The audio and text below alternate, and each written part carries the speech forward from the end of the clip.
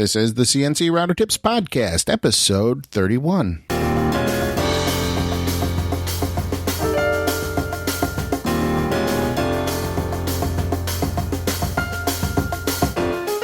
This is the CNC Router Tips Podcast, a show which answers one question from you, the listener, about CNC router tables, CNC software, hardware, web hosting, and business.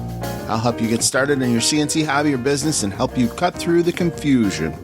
Today's episode is sponsored by TheMakersGuide.com. The Maker's Guide. Useful tools for makers. Hello, everyone, and welcome to another episode of the CNC Router Tips Podcast. I'm your host, Bill Griggs, and today we're going to talk about some things that will help you in your mission to get your CNC router tables going again. I'm very happy to share what I know with you about this subject. It's been a busy time for me lately as I'm working on getting things settled in my workshop. I'm trying to add a few tools to the mix and trying to get things a little better organized so that I can do a better job of doing my work in the shop, and also to make it easier when I film some of the tutorials that I've been doing on YouTube. So I've been doing a lot of things, moving a lot of things around, eliminating things that I haven't used in years.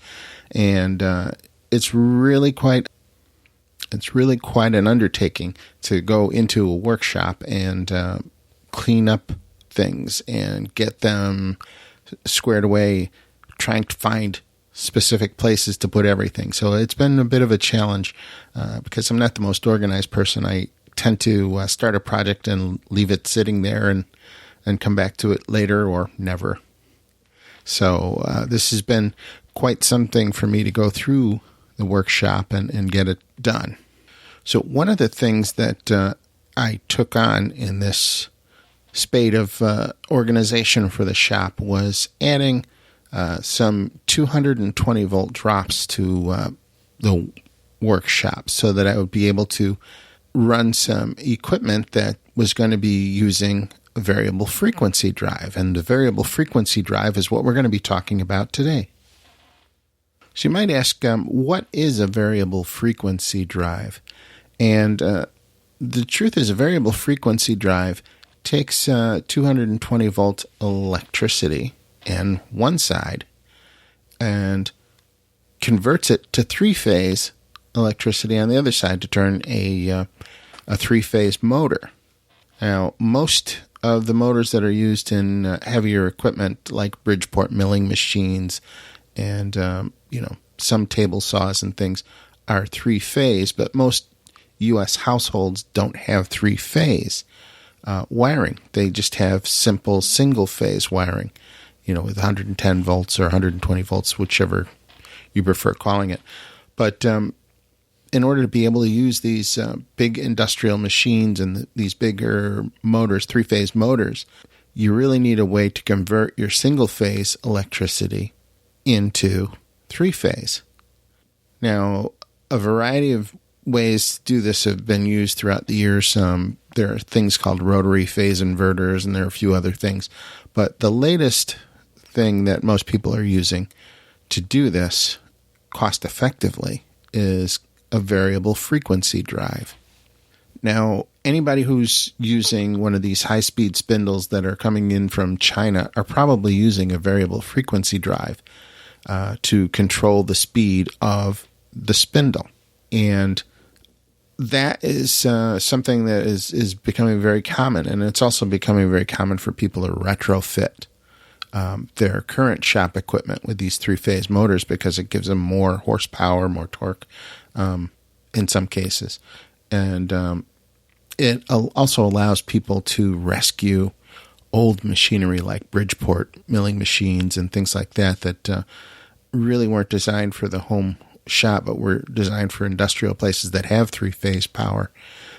So you're able to use one of these variable frequency drives with the right type of motor, and now you can run your Bridgeport mill in your garage or any of those machines, some of the larger lathes or whatever, using a variable frequency drive.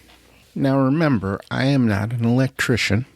and I only have a nodding understanding of the things that are going on inside of a variable frequency drive. So all of the things that I'm going to talk about are things that I just researched, on YouTube or through Wikipedia or from CNC Zone or any number of other places that are talking about this subject. So basically what is happening is the electricity is going into a portion of the variable frequency drive, and each variable frequency drive has three basic sections. At the beginning, they have a bunch of diodes which convert the AC to DC at the beginning. And so, you put the two legs of the 110 volts in, so you have 220 going in, and it goes through these diodes and is converted to DC power. And on the DC bus, there are these capacitors which smooth out that DC to give you a cleaner DC wave coming through. And then that moves on to the third part where there's a DC to AC inverter. So it started out going from AC to DC and then getting clean in the middle with the capacitor, and then it goes back from DC to AC in the inverter side, which the inverter is just a bunch of switches or transistors that turn off and on very quickly to simulate any frequency you want. So, how fast the motor spins would be directly related to how quickly you turn off and on these switches or transistors. So, to my knowledge, and from what I could see of this process from, YouTube and other sources, that's basically what a variable frequency drive is doing. It can create any frequency to regulate the speed of the motor. Now, if I got any of that wrong, or if you'd like to, share more information about that with our listeners, I'd be glad to hear from you. As I said, I'm not an electrician. I'm not an electrical engineer. I just wanted to use a variable frequency drive. So, to the best of my knowledge, that's roughly how it works. Now, most of you would be familiar with the high-speed spindles that we're using on the CNC router, and you can buy them on eBay or Amazon, for not a whole lot of money. For about $350, you can get a variable frequency drive and a 2.2 kilowatt or 3 horsepower high-speed spindle. Okay, so when you get these things, you're able to do some amazing things with your CNC router if it's stiff enough, like cut plywood, 3/4 inch plywood in one pass, because you have enough horsepower to do so. Now, this assumes that you have a rigid router table. Not some of the desktop machines would never be capable of pulling that off because they simply aren't built strong enough. There's just not enough mass there to stop them from, deforming or deflecting. So, we're talking, 4 foot by 4 foot or 4 foot by 8 foot size machines equipped with these 2.2 kilowatts spindles being able to pull this off. So don't expect that kind of performance out of the desktop machines, okay? Now, getting back to the variable frequency drives, they're not terribly expensive. You can buy them on their own for about $150 for one. But you need to know which ones to choose. And a good rule of thumb is to look at the horsepower and the amperage and the volts that you're going to need. Many people will try and size the variable frequency drive based on how many horsepower that their motor is. And what they will do is they'll say, well, I have a 1.5 horsepower motor that I want to use, and so I will use a 3 horsepower variable frequency drive so that I've got extra headroom in case, the motor stalls, so that, there should be no problem for the variable frequency drive, pulling too much current and burning up or shorting out or whatever. So, that's one rule of thumb that people use.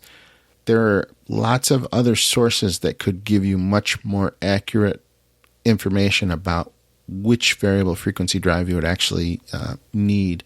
There's a great series of videos on YouTube that I watched from a company called VFD.com. And I have no affiliation with this company.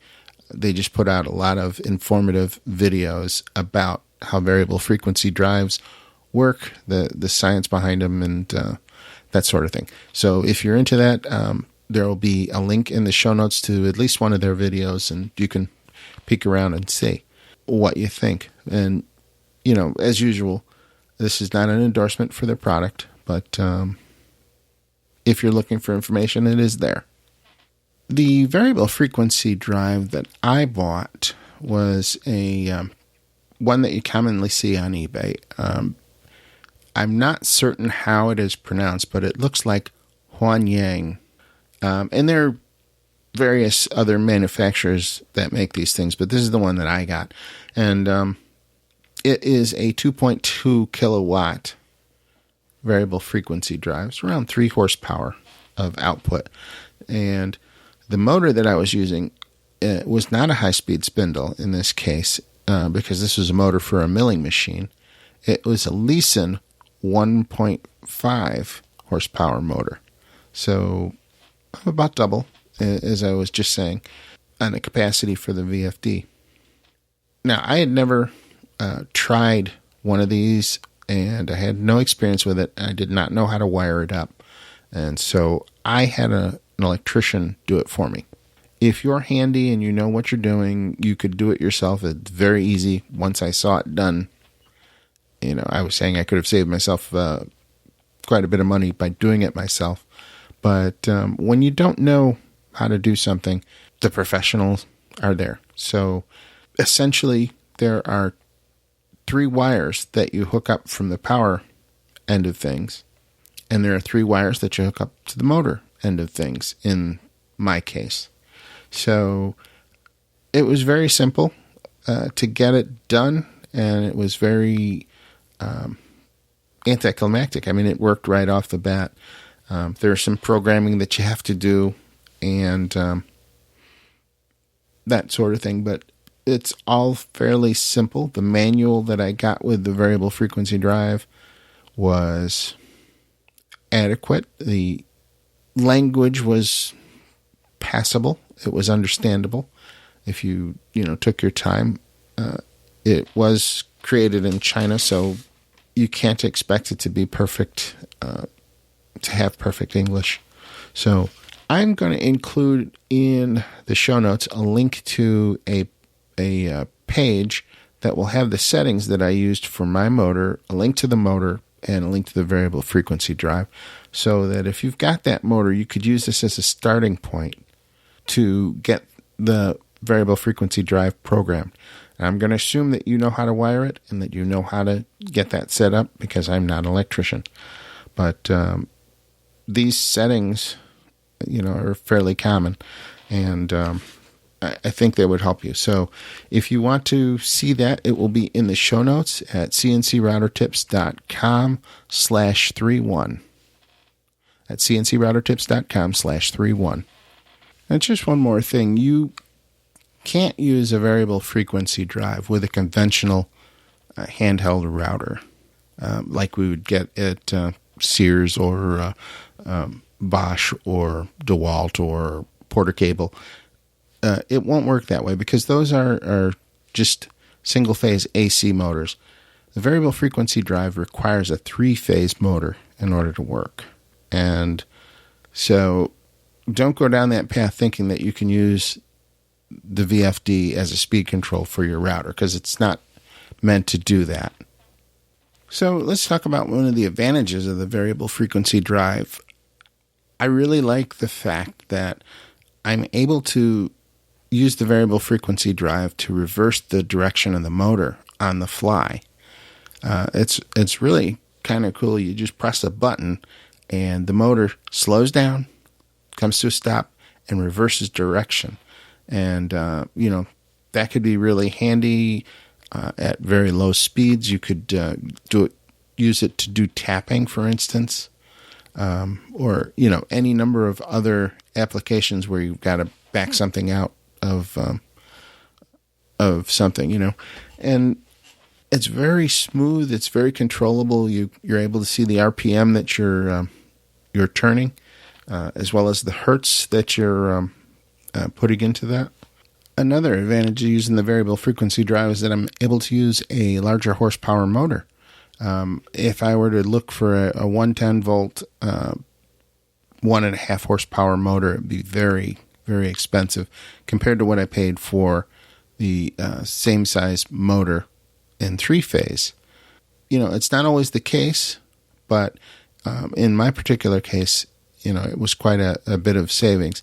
And by the time I figure in the cost of the variable frequency drive, the motor, and having the house wired, it's not really such a great value. But because of it, I'll be able to do other things in the future. And having 220 allows me to get some heavier duty tools in the shop that I wouldn't have had the ability to run because I didn't have the wiring for it. So anyway, that's what I've been up to. And I'm trying to get the workshop in order so that we can begin on this return on investment challenge that we discussed in the last episode. So I hope you'll stay tuned, stick around, and see what we're up to, and maybe choose to participate alongside us as we go about the process of building a income. So for those of you who didn't tune into the last episode and know what I'm talking about, we're going to be taking a set amount of money, and we're going to make a project, and I'm going to give you all the details from start to finish about that project and how we're going to create it, market it, and see how we can generate income from it. So stick around and join us as we experiment to find out what actually works and what doesn't. I hope that you've been able to learn something about what a variable frequency drive is and what it'll do for you, and whether it fits into your workspace. If you have a question or a comment about this episode, you can leave a comment or a rating or review in iTunes, or you can reach out to me at Bill Griggs on Twitter. Or you can reach me through our private Facebook group, hashtag CNC Router Tips on Facebook. Now, as long as we're talking about that for just a second, I'd like to give a shout out to all the folks in the hashtag CNC Router Tips group on Facebook. We just, on May 7th, passed 3,000 members, and today on the 14th of May, 2016, we're at 3,050 members. So the growth has been rapid, and I really do appreciate each and every one of you who has decided to make the group a part of your life. It is a really amazing group as far as the people and the information they share. There's literally tons of files that people have put up that they share freely with each other. There are any number of tutorials and videos that are on there. It's really just a fantastic group, and I really do appreciate and thank each and every one of you. Now, in order to celebrate reaching 3,000 members in our private Facebook group, I've decided to put together a contest, and I'll have more information about that in just a second. Today's episode is sponsored by The Maker's Guide, creator of the Triple Edge Finder. Get the edge you need, save time and frustration on your CNC project, and make setup a snap. Save time and material. Set up your workpiece on your CNC router table faster than ever. Accurately set your Z-axis height first time, every time. Automatically locate the corner or edge of a workpiece. Reset your starting point in the middle of a program. Quality crafted right here in the USA on US-made CNC machines. Get the edge you need today. Go to www.themakersguide.com/edge. The Maker's Guide. Useful tools for makers. Now, in order to celebrate reaching 3,000 members in the group, I've decided that I'm going to put together a contest that any of our listeners or any of the members of the group are free to join. And I will be posting information about this contest at cncroutertips.com/contest. But that link will not be active until the next episode of the CNC Router Tips podcast is released. So if you'd like to take part in that contest, you'll be able to go to that link and register to win. There's no purchase necessary, etc., all the legalese that you need for a contest. So we'll have that together for you shortly. And I think you'll be very happy with what we'll be offering. If you're afraid you might miss the next episode of CNC Router Tips podcast, you can also join our mailing list at cncroutertips.com. And there is a button there which you can sign up for the mailing list. And we will notify those who are on the mailing list of the contest and what the rules are. So that's another way that you can keep in the know. Make sure you don't miss the next episode of the CNC Router Tips podcast. I often mention many different types of software during the episodes and hardware and cutters, and it can get a little confusing. So what I did was I put together a page on my website, cncroutertips.com/resources. And on that page, I list all sorts of resources there, from books to tools to software, all the things that I use that make my CNC experience better and easier. And I hope you'll check it out. So again, it's cncroutertips.com/resources. Need help?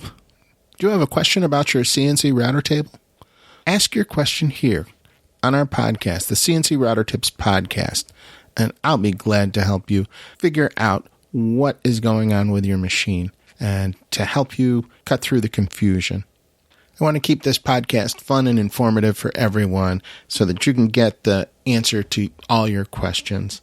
So let's keep it real and ask sensible questions. Please use common sense when you ask your question and be courteous to everyone. That way, everybody wins. Here are some guidelines to ensure that your question is qualified to be featured on the show. Please keep your questions under 1 minute in length. If it goes a little over that, that's fine, but don't ramble.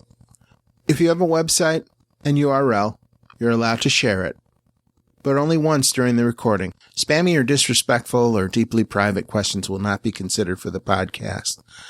If you need to ask more than one question, just make each question a separate voicemail. Well, that's it for this episode. I hope you learned something about variable frequency drives and why you might want one and how you would use it. I encourage each and every one of you to never stop learning. As my mom used to say, each one teach one. Thanks again, everyone, for tuning in and listening to the CNC Router Tips podcast. If you'd like to join our free mailing list, you can go to cncroutertips.com, and there's a link right there on the top of the page which tells you how to do that. Thank you so much and have a great day.